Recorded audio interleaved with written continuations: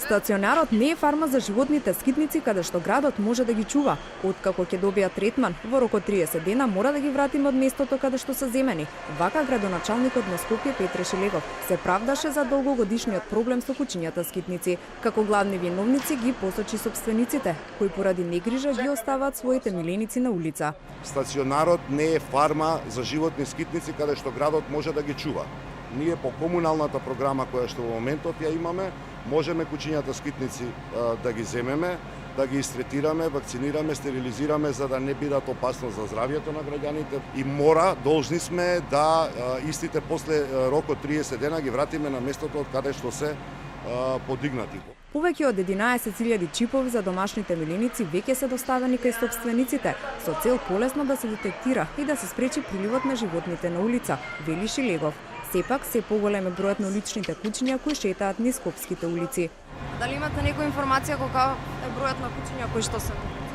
Па некаде 6 до 8 илјади. Само во Скопје. 6 до 8 илјади само во Скопје. До 30 јуни има околу 700 нови кучиња, токму заради тоа, за да го спречиме механичкиот прилив, го правиме ова. Граѓаните пак кои се жалат дека не се безбедни, со поделени мислења околу тоа како да се реши овој проблем. Сепак и едните и другите ги обвинуваат сопствениците, но и властите. Човекот што си го чувал дома кучето и го пуштил, значи тој треба да се пронајде и да се казни. За мене е тоа.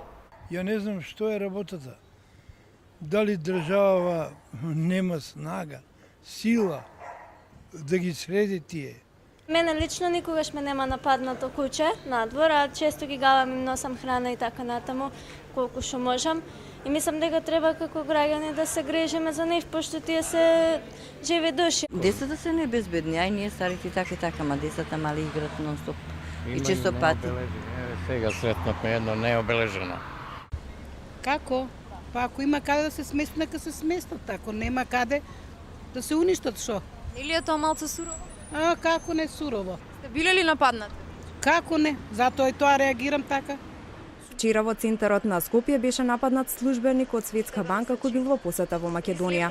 При обидот да избега од кучињата ја скршил и ногата. Исто така, се поголем е бројот на кривични пријави и напади на граѓани.